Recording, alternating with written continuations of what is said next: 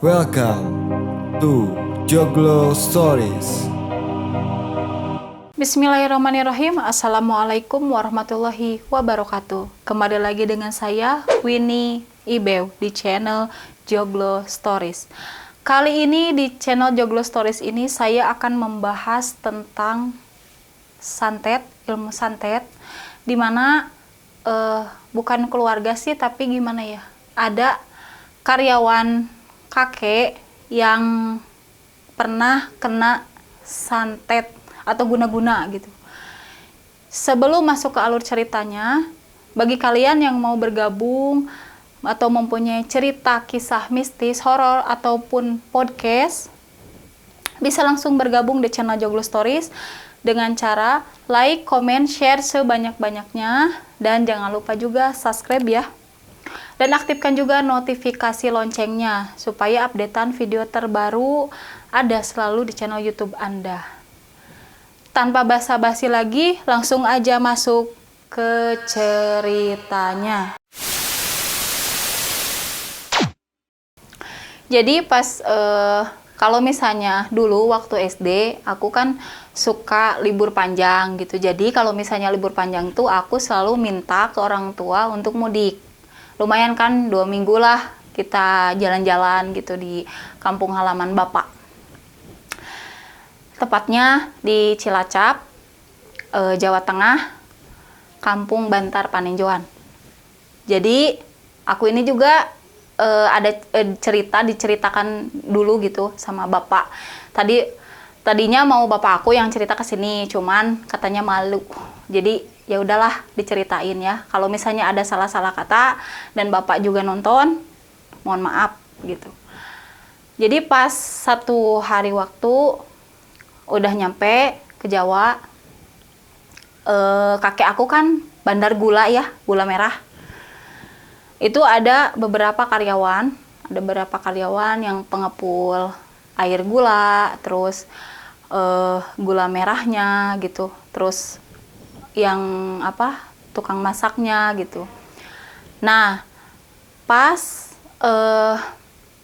ada satu karyawan kakek aku di situ sehat-sehat ya, sehat, nggak kelihatan sakit atau kelihatan ada penyakit gitu, enggak.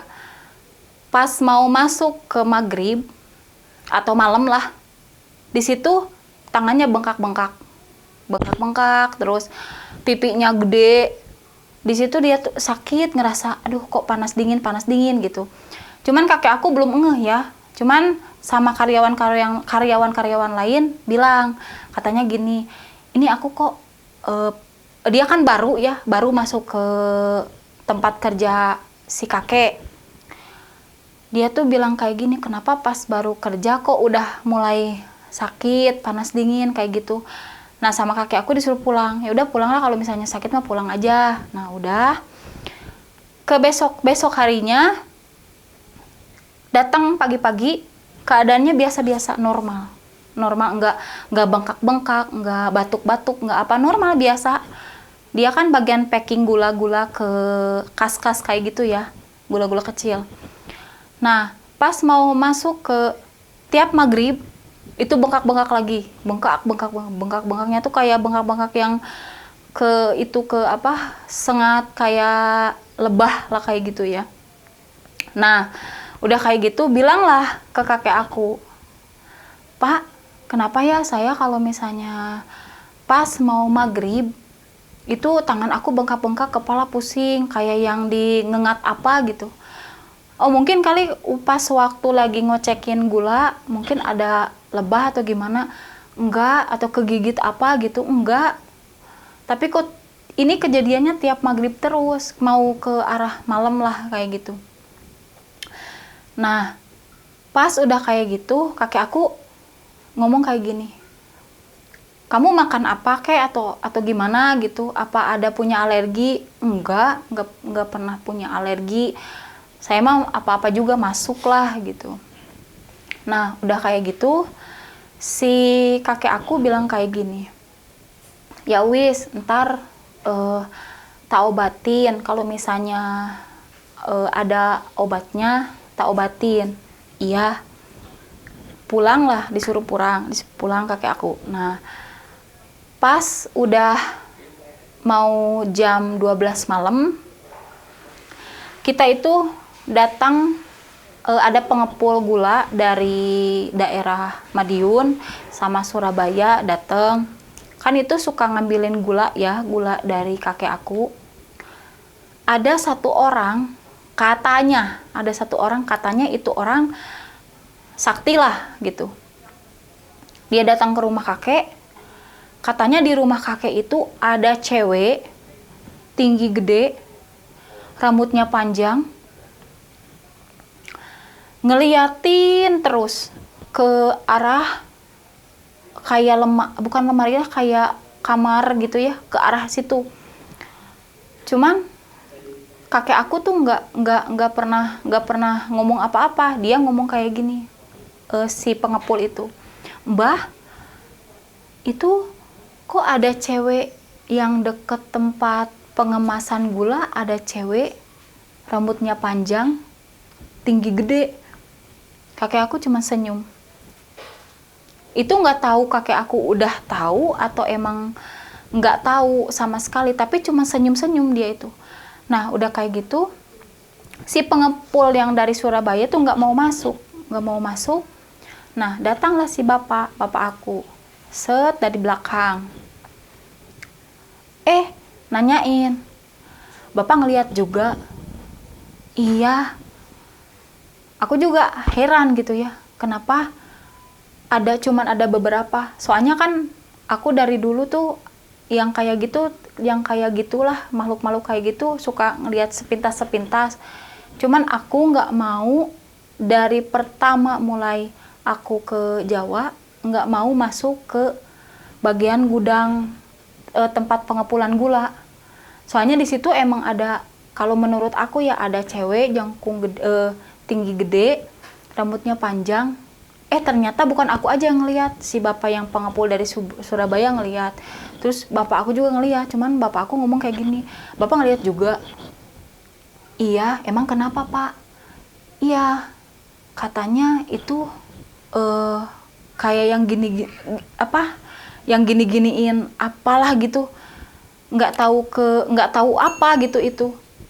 "Ya nggak tahu, tapi sama aku juga ngelihatnya itu kayak yang gimana gitu, pucet gimana gitu." Soalnya aku nggak pernah mau masuk ke situ gitu, dari dulu juga nggak pernah mau masuk. Nah, si kakek aku mungkin udah tahu, cuman dia diem baik gitu, nggak ngomong apa-apa ke keluarga. Nah, besokannya kan udah pada pulang nih, pengepul pulang dengan membawa gula. Besokannya si karyawan kakek aku yang bukan punya penyakit ya, yang lagi sakit, datang. Udah masuk ke 3 hari berarti ya, datang.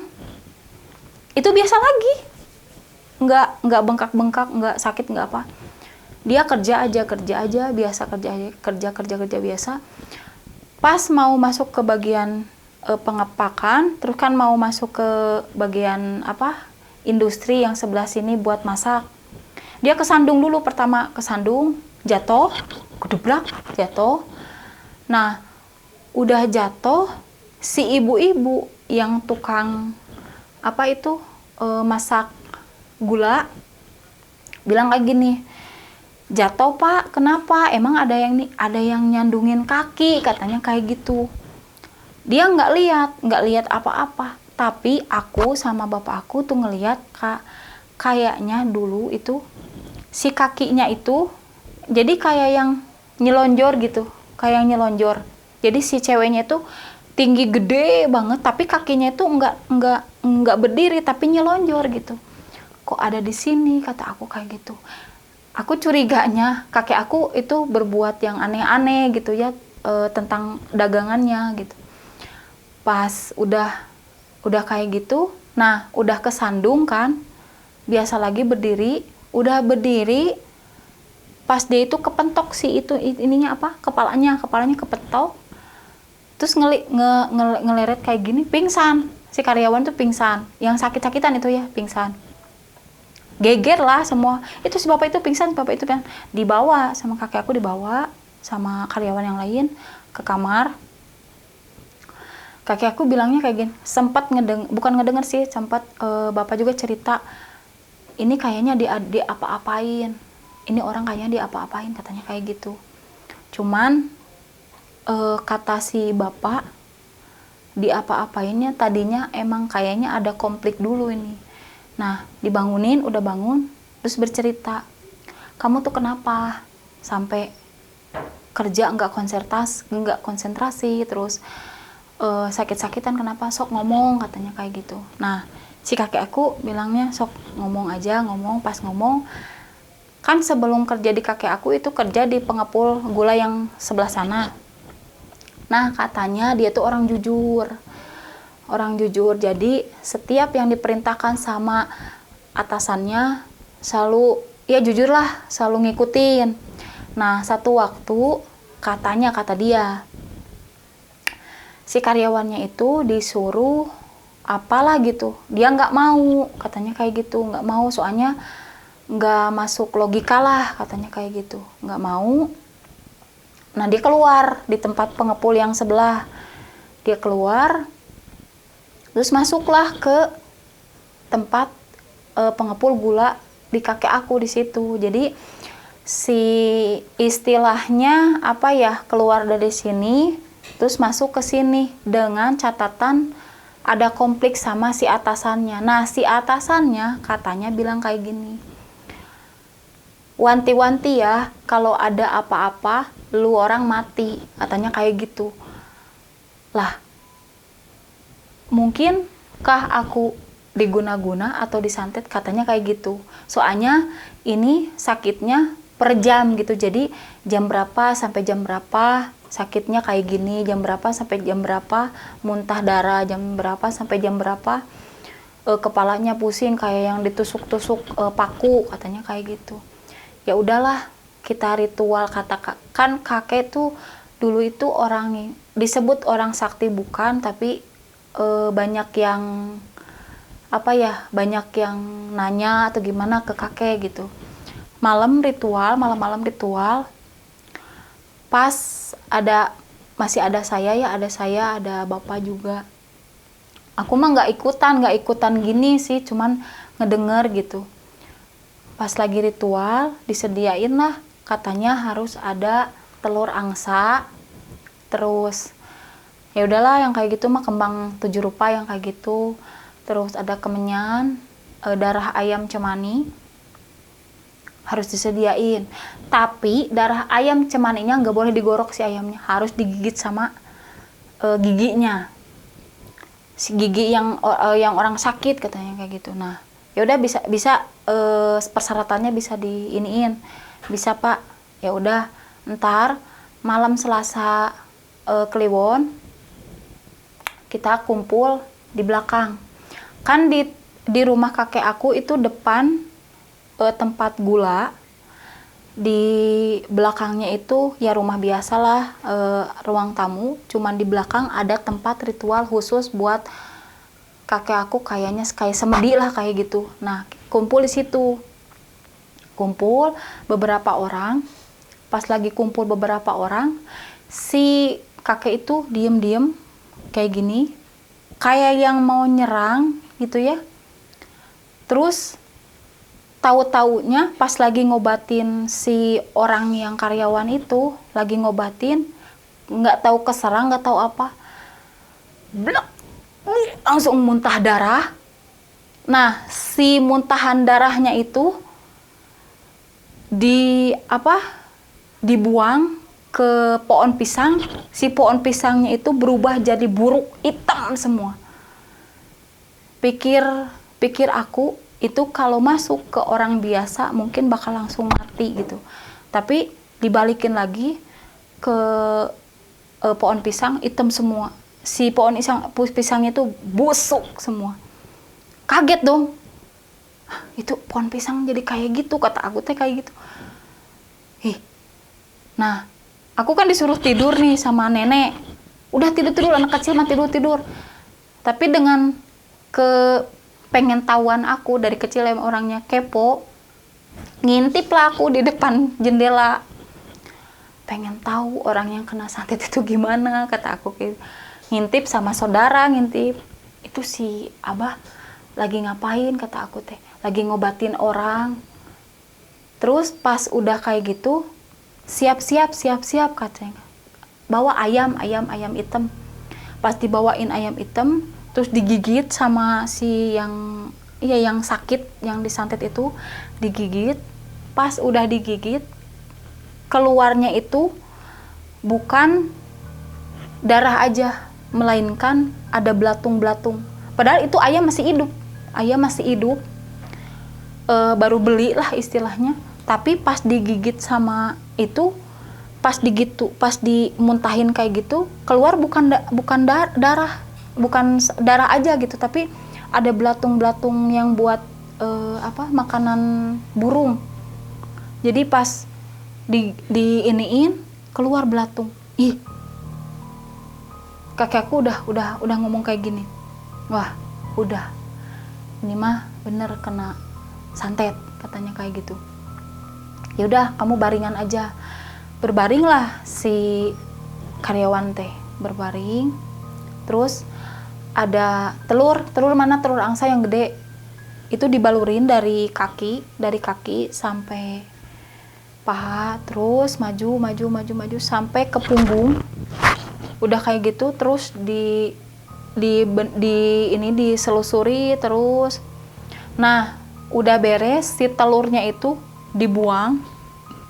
Pas dibuang, plok, pecah. Si kuningnya itu nggak ada. Cuman si putihnya itu berubah jadi merah. Kaget dong. Kalau zaman dulu kayak gitu, aku ya namanya anak kecil lah. Si Abah bisaan, kata aku teh. Itunya apa? Si putihnya itu berubah jadi merah darah, tapi yang kuningnya nggak ada, cuman merah aja. Udah kayak gitu, si karyawannya bilang kayak gini, Pak, gimana? Udah, ini mah ada yang nyantet kamu, tapi nggak tahu ya siapa, soalnya kita nggak mau suudon. Iya, yaudah, udah kayak itu beres. Itu baru ritual pertama penyembuhan, kayaknya dibalikin lagi ke orang yang nyerang nyantetnya kayaknya, tapi nggak tahu. Cuman semua dari pohon pisang, terus ayam cemaninya ada belatungnya, terus ketambah telurnya darah semua. Itu kayaknya dibalikin nih ke yang nyantetnya gitu. Cuman itu baru permulaan pertama. Yaudah, kamu pulang dulu istirahat, soalnya nggak bakalan kuat kalau misalnya diterusin dengan kondisi kamu kayak gini. Udah sakit kepala, sakit apa, udah nggak bakalan bener. Aku nggak apa-apa, kata si Abah teh, aku nggak apa-apa, tapi kamu yang nggak bakalan kuat, katanya kayak gitu. Yang namanya anak kecil, kan itu ada beberapa orang ya, ada sempet 2 orang lah, aku sama ponakan-ponakan, cuman ponakannya itu seumuran sama aku. Aku bilang kayak gini, ih si Abah sakti ya, kata aku kayak gitu. Ih baru tahu, iya kemarin juga katanya ada yang mau masuk gitu ke rumah gitu, tapi nggak jadi. Maksudnya yang masuk itu apa, kata aku. Iya pokoknya mah kayak apa gitu sih, kayak yang mau masuk lah sana ke badannya Abah, tapi nggak jadi. Si Abahnya teh nahan kayak gitu. Cuman dia bilang kayak gini, jangan kayak gitu. Oh emang si Abah bisaan ya, kata aku kayak gitu. Iya, di sini juga pada orang yang pada nanya kayak gitu. Oh, nah besoknya udah pulang ya si karyawannya. Nah aku kan kepo ya orangnya teh.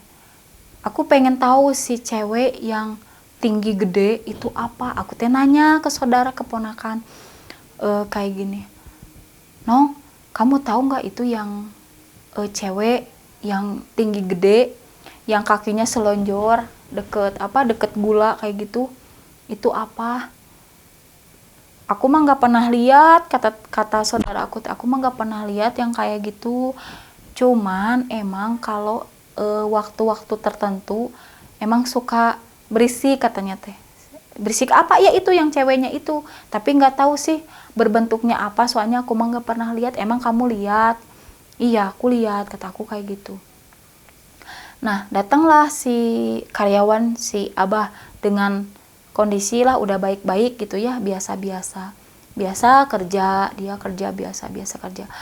Cuman pas mau masuk maghrib, mau masuk malam lah intinya, lebih parah dari yang kemarin. Pertama itu gatel-gatel, gatel kayak gini. Kata aku teh gini, Mang, kalau misalnya lagi sakit mah gatel-gatel kayak gitu jangan jangan masuk, kata aku teh. Soalnya kalau namanya anak kecil ya ngomongnya kemana mendi gitu. Kalau kata aku teh, ih jorok, takutnya apa gitu masuk ke gula gitu. Enggak tahu kenapa tadi, nggak tahu megang apa, mungkin megang itu kali apa kayu yang buat alat khas buat apa gula dipegang, mungkin gatalnya di situ. Tapi kok kesini-sini katanya, terus garuk-garuk, dia garuk-garuk terus. Nah ada satu tempat garuk-garuk di sebelah sini, digaruk terus kayaknya sampai kayak borok kayak gitu. Tapi pas terakhir dikelupas kayak gitu, bau busuk banget kayak telur yang udah lama, udah expire lah kayak gitu. Bau busuk banget. Kata aku teh kayak gini, ih bau apa ini teh, kata aku teh kayak gitu. Nggak tahu Neng, emang apa? Ya ini bau apa, kayak bau busuk apa telur. Nah dia teh giniin, ini mah dari tangan emang, katanya kayak gitu. Ih emang jorok belum mandi, kata aku teh, yang namanya anak kecil ya kan kayak gitu. Ih emang jorok belum mandi. Enggak kok aku tadi mandi, kata si emangnya teh. Tapi ini nggak tahu kenapa ini kok gatalnya minta ampun. Ya udah, ntar aku bilangin aja ke si Bibi buat buat ambil itu semacam minyak lah kayak gitu. Aku pergi ke belakang, ada itu kan tempat gula, ngocekin gula kayak gitu kan ada 3 orang. Nah aku bilangin ke si Bibi yang satu, Bi tolong ambilin minyak buat itu apa gatel-gatel si Emang. Emang kenapa si Emangnya? Nggak tahu, kata aku teh, dan garuk-garuknya teh sampai berdarah terus ngeluarin bau. Oh gitu, ya udah diambilin lah minyak gosok lah kayak gitu. Cuman pas lagi diambilin minyak, si kakekku datang. Kenapa lagi? Itu si Emang lebih parah sakitnya kayak yang kemarin. Oh gampang, kata kakek aku teh. Udah, kamu jangan pulang dulu. Ntar kalau yang lain pulang, kamu jangan pulang dulu. Kita lakuin lagi ritual yang kedua, katanya kayak gitu. Oh ya udah. Pas yang lain pulang, dia tuh garuk-garuknya teh meni udah sampai ke sini-sini, sampai ke wajah-wajah gitu. Itu kayak borok-borok kayak gitu, keluar nanah kayak gitu. Itu lebih parah ya dari yang pertama. Nah si abah aku bilang kayak gini, sediain aja kembang 7 rupa terus dikeairin, ntar dimandiin, katanya kayak gitu. Nah pas mau dimandiin si air yang dari WC itu ngedadak mati. Abah ini mati airnya, kata aku kayak gitu. Mati kenapa? Nggak tahu, aku mau ke WC tapi airnya nggak ada, kosong, kata aku. Lah kan tadi udah diisi, nggak tahu, tapi nggak ada air sedikit pun, kataku kayak gitu. Yaudah ntar dilihat dulu, ntar mau di apa, kalau misalnya si sanyonya nggak nyala, nimba aja dari belakang. Iya, pas diliatin sanyonya baik-baik aja, nggak mati nggak apa gitu. Pas mau keluar ada ibu-ibu yang lagi ngocekin gula gitu ya, mau pulang. Katanya bilang kayak gini, Mbah kan di situ panggilnya Mbah ya kakek aku teh. Mbah, itu yang WC yang di belakang mangpet, nggak ada airnya. Ya udah nimba aja nimba tapi nggak keluar air, ditimba kayak gini nggak keluar air. Ya udah yang sumur yang satunya lagi, pas lagi nimba itu airnya bau banget kayak air limbah. Kok jadi bau kayak gini, kata abah aku kayak gitu. Kok jadi bau? Lah kenapa? Nggak tahu, kata aku. Pas bapak aku datang dari luar ke dalam masuk, kenapa? Ini air bau busuk, kata abah aku. Pas diliatin kayak gini, nggak ada apa-apa, nggak ada bangkai mati atau gimana. Pas diliatin, nggak ada. Lah udahlah, ini mah mungkin airnya emang rembesan dari sawah mungkin, jadi bau gitu. Terus cari airnya dari mana? Ya udahlah, kita cari airnya di bawah aja di sungai. Nah, ngambil air kita beberapa ember buat ngemandiin si Emang. Ngambil. Pas ngambil satu-satu ember, udah ada beberapa ember. Dari bawah sungai kan itu air putih ya, jernih gitu, dari sungai dari bawah. Tapi pas udah mau nyampe ke atas, udah mau nyampe ke rumahnya abah aku, si airnya itu berubah jadi keruh. Kok kayak gini? Abah aku tuh aneh, kaget. Ini ada apa sih sebenarnya? Coba kamu ngomong. Yang sebenarnya coba kamu ngomong. Ke karyawan si kakek ya. Nggak tahu pak, soalnya saya itu keluar emang nggak baik-baik, keluar kerja dari yang pengepul gula sebelah sana. Ya coba ngomong aja yang sebenarnya, yang sejujur-jujurnya, supaya kita ngobatinnya itu enak juga. Nah, si abah bilang kayak gitu. Nggak ada yang ditutupin pak, emang udah segitu alur ceritanya, emang udah diomongin semua. Terus si abah aku balik ke kamar, ngambil kayak bukan boneka ya apa gitu, tapi bentuknya kayak boneka gitu. Ngambil dari luar, dari dalam keluar. Terus si bonekanya itu didiemin di kayak apa ya, di teras gitu, disimpan. Terus dimandiin sama air yang bau busuk yang dari sumur, dimandiin. 1, 2, 3 sampai 7 kali. Terakhir si bonekanya itu keluar bau busuk, nyengat banget. Kata aku teh kayak gini, si abah bener-bener bisaan, kata aku teh. Itu boneka nggak ada apa-apanya, tapi kok disiram air kok jadi bau busuk telur yang udah expire, kata aku teh kayak gitu. Aku kepo-kepo sama si bapak aku sendiri. Pak, itu si emangnya kenapa sampai mau dimandiin, terus ini kejadian tuh air bau busuk semua yang ada di rumah, emang kenapa? Nggak tahu, udahlah anak kecil mah diem aja, katanya teh kayak gitu. Diem aja tuh, udah pengen tahu, takut teh kayak gitu.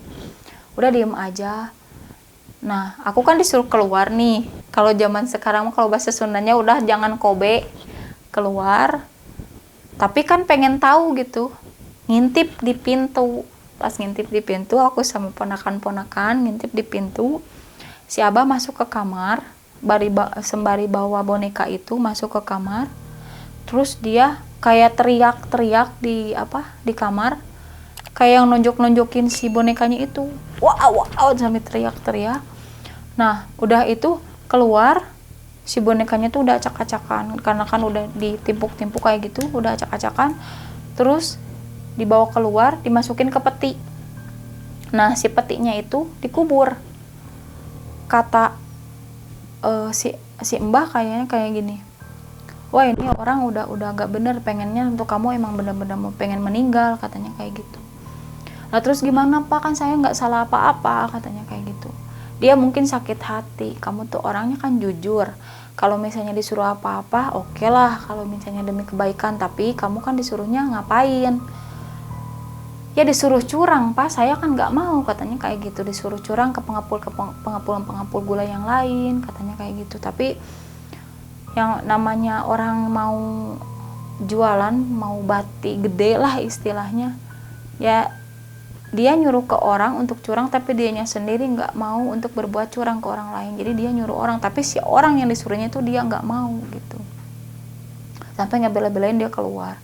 Udah keluar diancam pula itu si karyawan si Abah itu.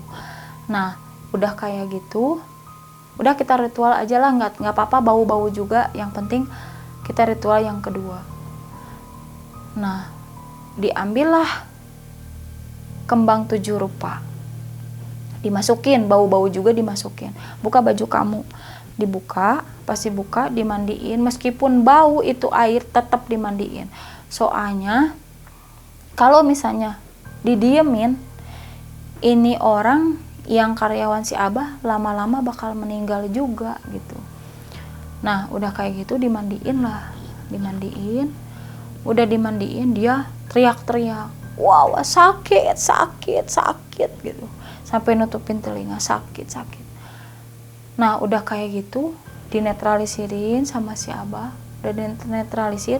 Kok anehnya pas diginiin kepalanya sama si Abah, ada kayak jarum kecil-kecil di kepalanya tuh, disebut keluar enggak sih ya, tapi pas di selasar kayak gini ada jarum buat jahit di kepala sebelah kanan sama kiri. Itu segede gini tapi tipis banget, kecil, dia ada di kepala. Katanya ngomong kayak gini, wah ini udah keluar. Pas udah keluar katanya udah enakan Pak, ini ada yang kayak gini, lihat.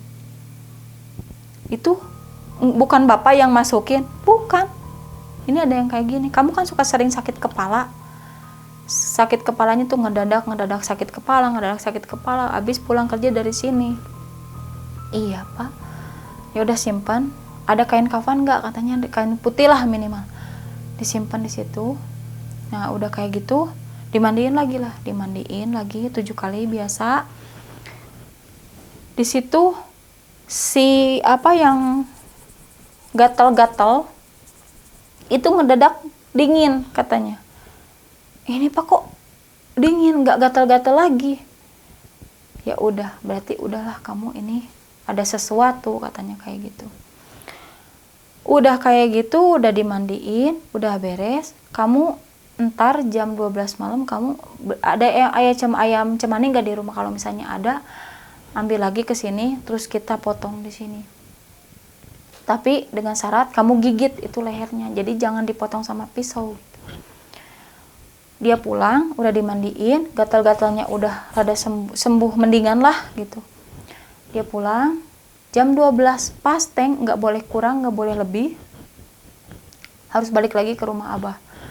Pas datang ke rumahnya Abah sambil bawa ayam, dia bilang kayak gini, Pak, saya tadi aneh, pas mau ngambil ayam cemani, sebelum si ayam cemani ini saya ambil, itu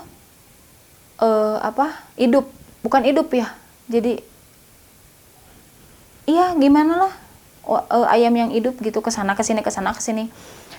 Pas saya mau ngambil kayak gitu, kok ayamnya langsung pingsan, langsung teler gitu. Lah kenapa? Soalnya nggak boleh ayam yang mau meninggal atau ayam sakit itu harus yang fresh, ayamnya harus yang sehat gitu. Nggak ada lagi Pak, gimana dong? Ya udah kamu cari kek buat ritual besok aja. Dicari, pas kebetulan ada tetangga sebelahnya si Abah ada ayam cemani. Dia itu tiba-tiba nyodorin, nih udah nih pakai ayam cemani saya aja, nggak usah dibayar juga, nggak apa-apa, yang penting si Amangnya sehat, katanya kayak gitu. Itu orang itu pelitnya tuh minta ampun. Yang ngasih ayam cemani itu pelitnya minta ampun. Bahkan ada yang minta air juga nggak pernah ngasih dia itu. Tapi dia dengan cuma-cuma ngasih ayam seenaknya gitu. Melongo kan semua. Itu si mbah itu kok ngasih tiba-tiba. Mbah berapa ini, berapa ini ayam cemani? Enggak loh, orang aku ngasih aja nggak apa-apa. Pas dia ngasih, pas mau digigit sama si karyawan si Abah datang. Stop, jangan dulu digigit. Emang kenapa? Itu orang berbuat yang aneh-aneh juga. Kamu jangan gigit, kalau kamu gigit udah kamu mati, meninggal di situ juga. Emang kenapa? Enggak, ntar dijelasin. Dibuang lah si ayamnya tuh, dibuang. Si bapak-bapak yang ngasih si ayam itu pergi, lari.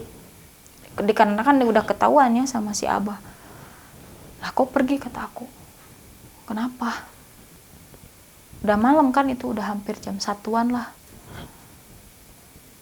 Aku ngintip, ketahuan sama bapak. Woi anak kecil, bukannya kamu tidur malah ngintip. Kesana sana, ini urusan anak gede udah jangan ikut-ikutan. Tapi aku sama keponakan pengen tahu gitu. Itu si emangnya kenapa gitu sampai sakitnya mendadak.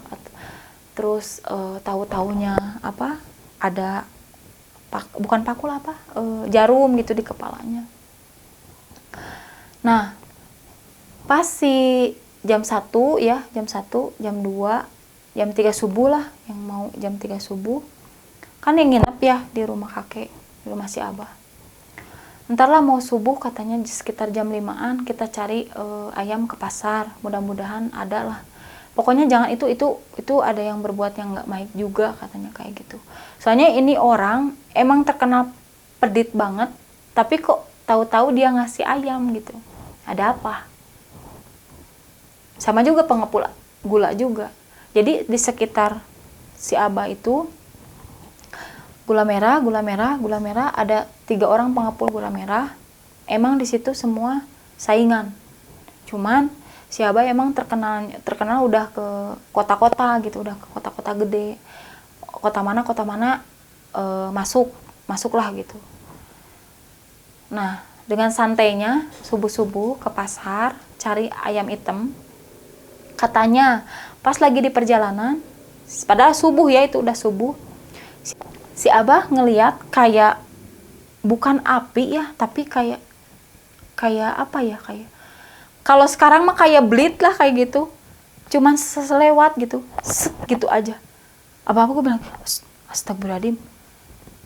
Kata si Abah teh kayak gini. Kan aku ikut ya ke pasar, dah aku mah pengen tahu gitu di Jawa teh suasananya gimana gitu. Di pasar gimana, ikut.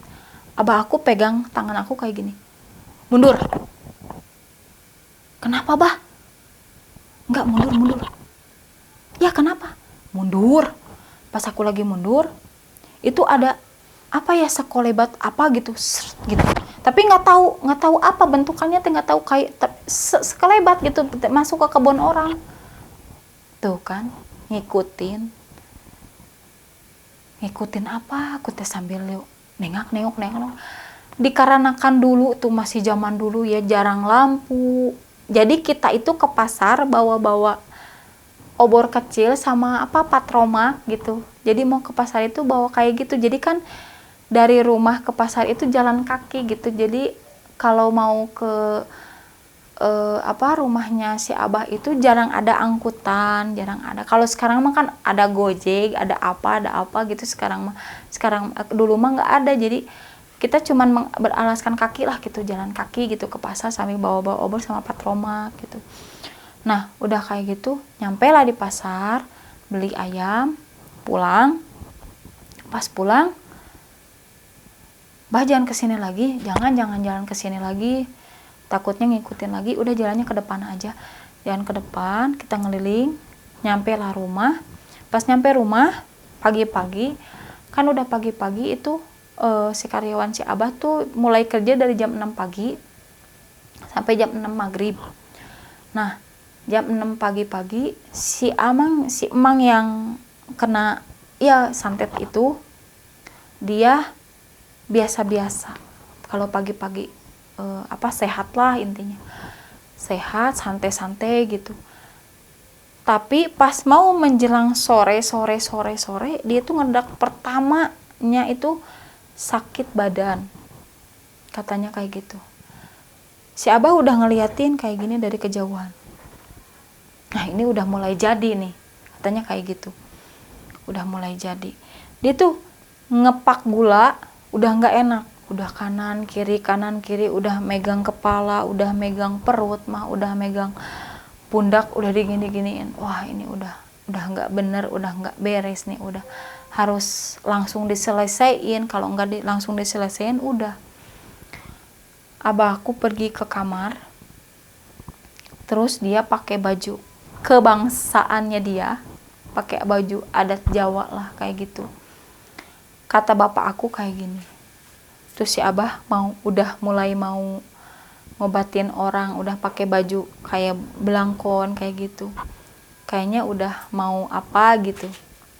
Si Abah keluar dari kamar, terus dia bilang kayak gini, rumekso, nggak tahu artinya apa.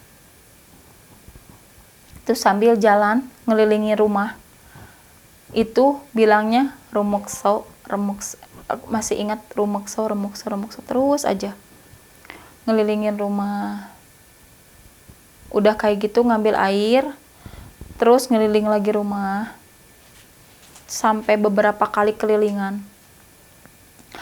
Nah si emang yang itu gula udah mulai jam 5, jam 6 tuh udah gurusak-gurusuk, udah nggak enak. Mukanya udah mulai pucat banget, kayaknya nahan sakit itu ya, nahan sakit.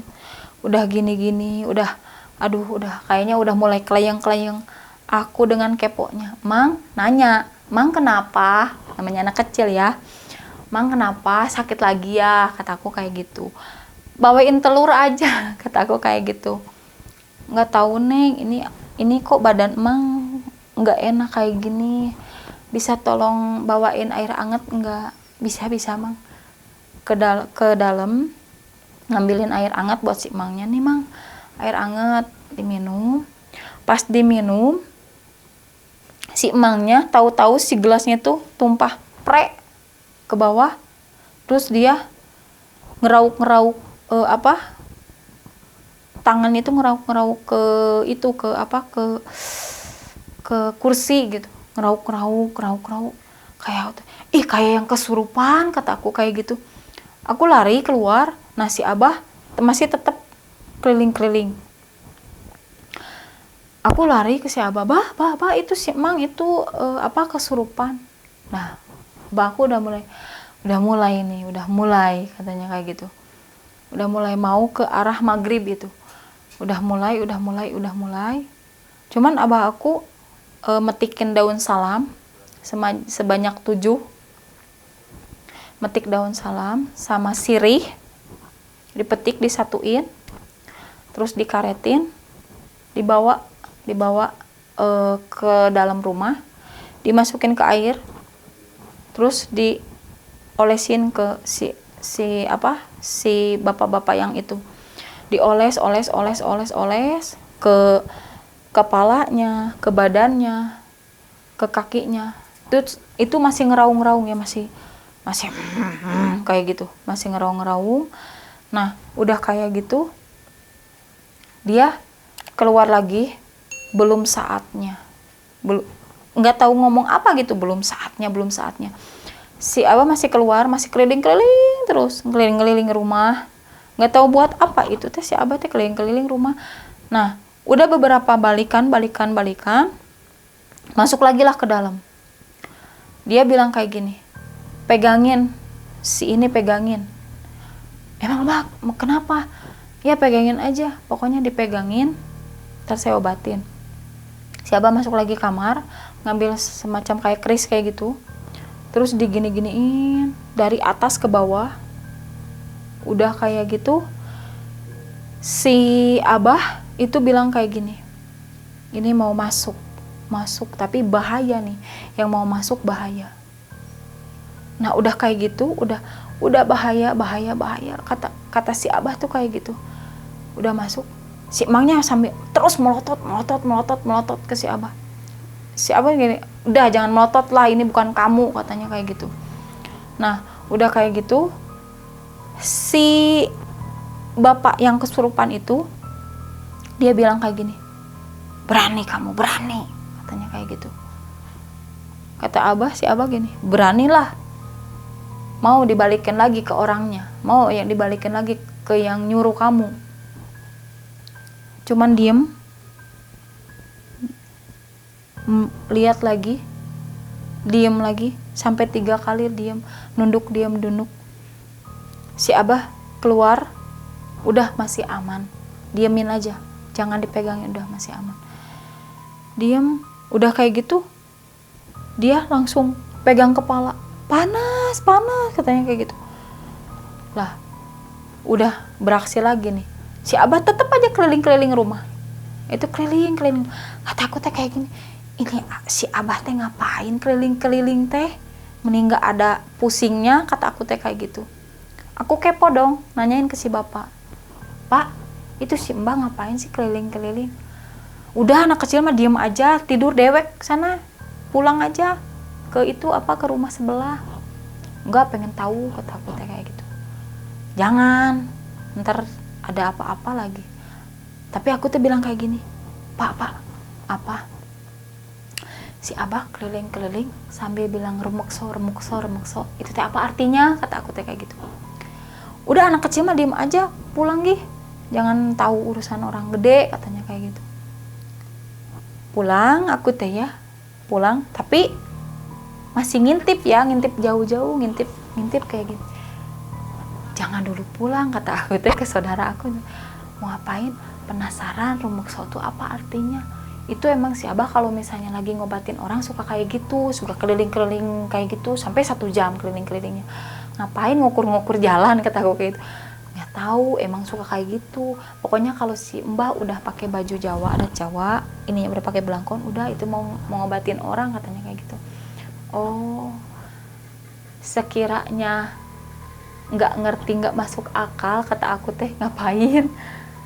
Ya udah, gimana lagi, emang cara pengobatannya emang kayak gitu, katanya kayak gitu. Oh, nah si orang yang kesurupan itu didiemin selama 1 jam, nggak ngapa-ngapain, emang nggak ngapa-ngapain, nggak ngerusak, nggak apa, cuman dia diam nunduk kayak gitu. Terus bilang pusing.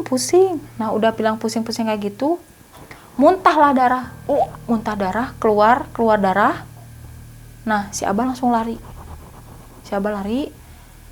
Dipegangin kepalanya, dipegang gitu, diginiin. Itu si matanya itu nggak ada hitamnya, putih semua. Wah, ini orang emang bener-bener pengen dia mati nih. Ini kayak boneka diapa-apain gitu. Ini bener-bener harus diberantas, katanya kayak gitu. Nah, si abahku tuh netralisirin dulu si karyawannya, udah bener udah diiniin, tapi masih tetap melotot kayak gini. Nah udah kayak gitu, si abah itu keluar ngambil air yang bekas tadi, yang dioles-olesin, yang ada daun sirih sama daun salamnya, masuk ke dalam, di banjur gitu, diguyurin, plok, diguyurin semua basah bajunya. Udah kayak gitu sadar gini, tapi beberapa detik cuman sadarnya itu, udah beres banjur sadar gini, tapi jadi lagi gitu. Wah, ini benar-benar orang emang udah pengen dia koid, katanya mati lah kayak gitu. Nah si abah keluar terus ngambil pohon pisang seginilah, ngambil pohon pisang, diambil, terus diludahin sama si abah, katanya gini, kok itu pohon pisang kan tadinya biasa-biasa ya diambil, tapi pas diludahin sama si abah itu buruk. Wah, benar-benar ini ada satu karyawan aku yang benar-benar pengen nyantetnya itu udah tingkat tinggi, katanya kayak gitu. Mau perang nih sama aku, katanya kayak gitu. Dia bilangnya kayak gitu. Tapi si karyawannya, Pak, ini sebenarnya ada apaan sih di tubuh saya? Kalau misalnya saya benar-benar kena santet kayak gini, kalau misalnya toh harus meninggal tuh juga nggak apa-apa, toh dosanya juga kan ditanggung sama yang nyantet, katanya kayak gitu. Nggak boleh kayak gitu, ini santetan harus dibalikin lagi, katanya kayak gitu. Kita perlu bantuan 3 orang buat ngebalikinnya lagi, katanya kayak gitu. Tapi kan nggak bakalan, kalau misalnya kini kita dibalikin lagi, itu nggak bakalan mental lagi ke kita, Pak. Enggak, pokoknya kita balikin lagi. Besoknya kita tahu siapa yang nyantetnya itu. Nah, pas kita butuh 3 orang, untuk ritual pembalikan semacam santet kayak gitu. Cuman si Abah bilangnya kayak gitu. Pokoknya kalau kita udah ngeritualin ini, siapapun itu orangnya, mau bentuknya apapun, kita harus memaafkan, katanya kayak gitu. Besoknya ritual lah, ditambah 3 orang sakti lah, katanya mah. Ditambah itu orang sakti itu 3 orang. Nah, kalau mau acara, kalau di adatnya si Abah itu, kalau mau meritualkan orang yang kena santet terus dibalikin lagi, kata si bapak aku bilangnya, jadi harus ada pemotongan kambing, supaya si santetnya itu katanya masuk ke kambingnya itu, terus tahu siapa yang nyantet si bapak ini, katanya kayak gitu. Kita belilah kambing, pagi-paginya kita beli kambing muda, tapi harus jenis kelaminnya itu harus laki-laki gitu, harus nggak boleh betina. Pas udah datang kambingnya, diritualin dulu lah si kambingnya itu, kayak semacam apa ya gitu, diputer-puterin dulu gitu. Katanya adatnya kayak gitu. Kalau di situ adatnya kayak gitu. Nah, datanglah si teman-temannya si Abah yang dari mana 3 orang dihubungin. Datang terus diobrolin, ini karyawan aku gini, katanya kalau misalnya nggak cepet ditangani, pasti bakal terjadi apa-apa sama karyawan ini. Sedangkan karyawan ini baik lah, bener lah gitu, jujur, mau ya istilahnya ada dendam lah dari si bapak si A sama si B. Cuman pas diobrolin, bapak tahu nggak yang orang nyantetnya siapa? Walau alam nggak tahu, cuman kita taunya itu entar kalau misalnya kita udah ritualin ini kambing, udah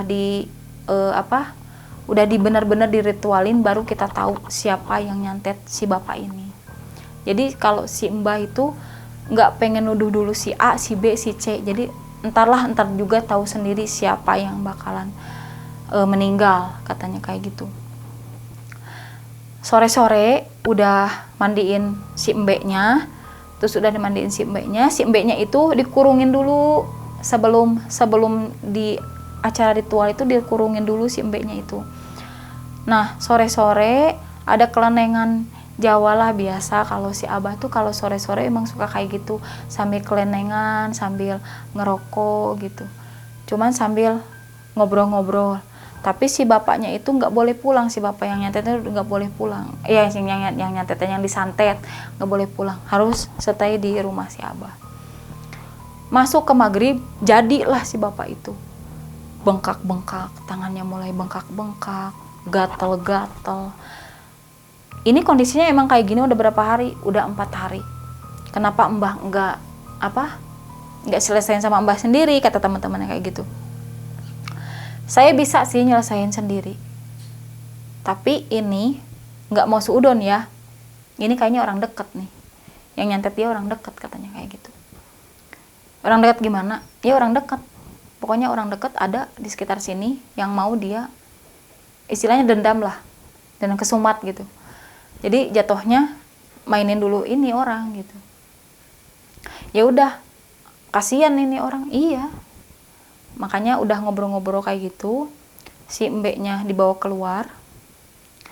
Udah dibawa keluar, mau diapain itu mbeknya, terus ritualnya bagaimana, pengen tahu orang yang nyantetnya itu gimana, nanti saya akan jelaskan lagi ke part yang selanjutnya. Jadi kalau misalnya teman-teman masih tanda tanya dengan cerita saya, santetnya gimana, terus bentukannya gimana, orangnya gimana, kita lanjutin lagi minggu depan. Biar kalian juga bertanya-tanya juga, biar kalian juga pengen tahu gimana. Banyak sekali kalau misalnya saya udah ngobrol kayak gini, biasanya suka banyak yang nge-inbox, suka yang banyak yang nanyain gimana sih kelanjutannya, terus gimana sih terusannya gitu. Pengen tahu part selanjutnya, jangan lupa tontonin terus Joglo Stories. Apabila ada yang mau bercerita tentang kisah-kisah horor, mistis, dan podcast juga, bisa langsung bergabung dengan kami di Joglo Stories dengan cara like, comment, share sebanyak-banyaknya ke semua teman-teman kamu. Yang belum subscribe secepatnya. Aktifkan juga notifikasi loncengnya supaya updatean terbaru dari Joglo Stories ada di channel YouTube Anda. Akhir kata, saya ucapkan terima kasih. Assalamualaikum warahmatullahi wabarakatuh. Salam horor mania. Selamat malam.